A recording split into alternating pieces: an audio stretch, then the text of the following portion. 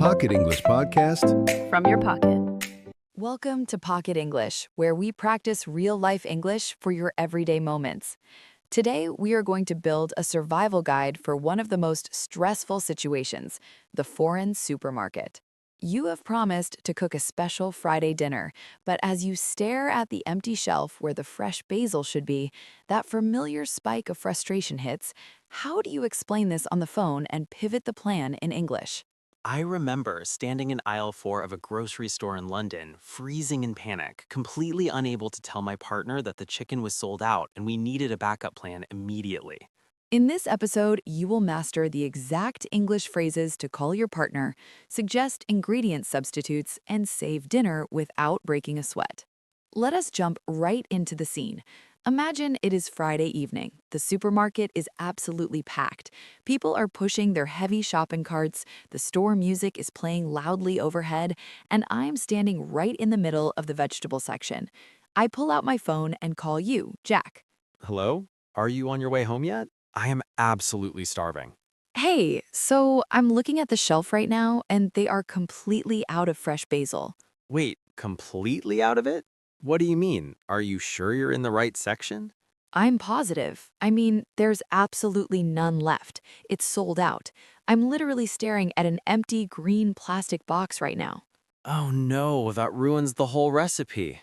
Let's pause the story right here for a second to talk about what just happened. Jack, when you asked me what I meant by completely out of, how would you explain that phrase to our listeners? If a store is completely out of something, it means they have zero left. You cannot buy it because it does not exist in the store anymore. It's the exact same thing as saying it is sold out. Right. You hear both phrases all the time.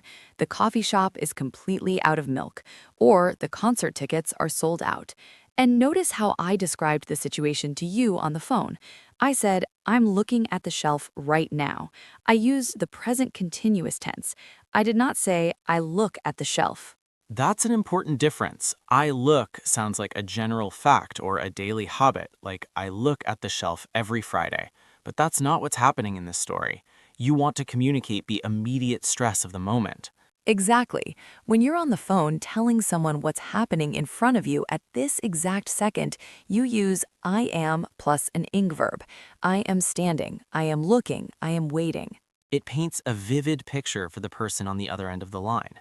If my partner calls me and says, I'm standing in the aisle, I'm looking at the vegetables, and people are waiting in line behind me, I instantly understand their environment and their frustration. That's a great point. And speaking of the word aisle, that's a very tricky vocabulary word for a lot of learners. Aisle is spelled A-I-S-L-E, but the A and the S are completely silent. It sounds exactly like I will, but it means the long walking space between the shelves in a supermarket. It's one of those words that looks completely different from how it sounds. You walk down the cereal aisle, or you meet someone in the frozen food aisle. So you're standing in the aisle, looking at the empty shelf and feeling that wave of overwhelm because the plan is ruined. What happens next? We desperately need a backup plan. So I'm still on the phone with you. I have to deliver even more bad news about the main ingredient. Listen to how we negotiate the problem.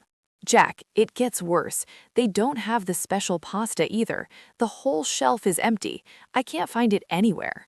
You're kidding me. I worked so late today, my boss was complaining all afternoon about the quarterly report, and I have this massive headache. I just wanted a nice, relaxing dinner tonight. I know. I'm so sorry your workday was so stressful. Don't worry, we'll fix this right now. Can we use spinach instead of basil? And what if I buy penny pasta instead of spaghetti?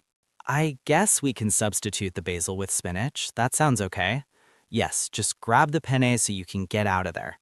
Okay, let's break that conversation down. Jack, your day sounded genuinely terrible in our story. It really did. And notice how I expressed that frustration. I used the past simple tense to vent about my day. I said I worked so late and my boss was complaining. When you're tired and hungry, the last thing you want to hear is that dinner is falling apart. It's very natural in English to briefly complain or share your hard day before solving the problem. It builds empathy between you and the person listening. Yes, which is why your next phrase was so important to keep the peace and move us forward. You asked a very specific question to fix the dinner. You said, can we use spinach instead of basil? Instead of is your magic phrase here. When one thing is missing, you offer a replacement. Can we use this instead of that? It is so versatile. You can use it anywhere, not just in the supermarket. You can ask a friend, can we meet on Tuesday instead of Monday? Or can we drink tea instead of coffee? It is a very natural way to solve a problem. You do not need to use complicated vocabulary and say, I am going to purchase an alternative vegetable. That sounds like a textbook robot. You just keep it simple. Can we use spinach instead? And my response was, we can substitute the basil with spinach. To substitute means to use one thing in place of another. It is a very common word, especially when you are talking about cooking recipes or if someone has a food allergy and needs a different ingredient. Exactly. By offering a quick substitute, you immediately turn a frustrating moment into a shared solution. You support your partner when they are tired, and you save the Friday dinner plan without a massive argument. Before we get to the end of our shopping trip, I want to quickly remind you that if you are enjoying this lesson and want more real-life English scenarios in your pocket, make sure to hit that subscribe button. It helps us keep creating these practical, everyday guides for you every single week. Now, back to the supermarket. We have our substitute spinach, we have our penne pasta in the cart. The crisis is avoided. It is time to finish the phone call and get home. Okay, I have the spinach and the penne in the cart now. I'm heading to the checkout line. Thank you so much for figuring that out. The kids are asking when you'll be home. They're getting restless.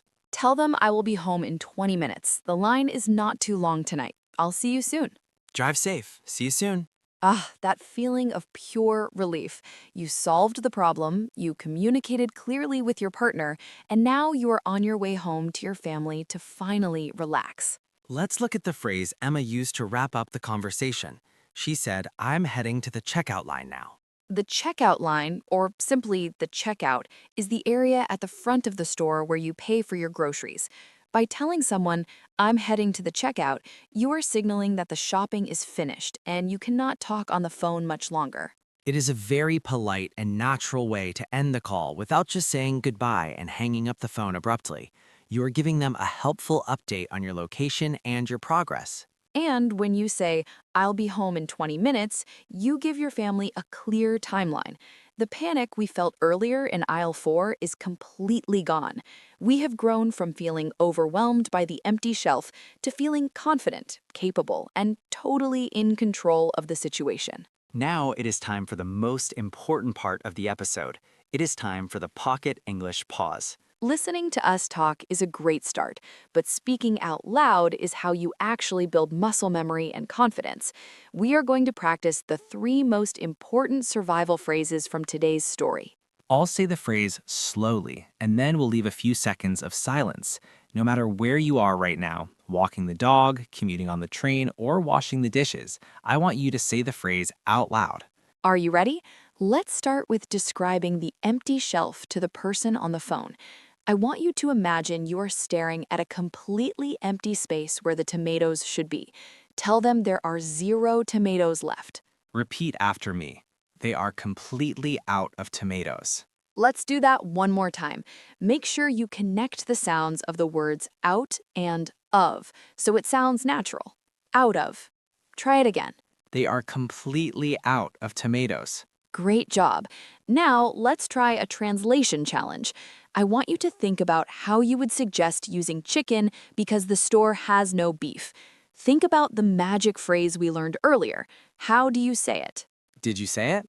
The correct phrase is, can we use chicken instead of beef? Let's practice that out loud together. Repeat after me. Can we use chicken instead of beef?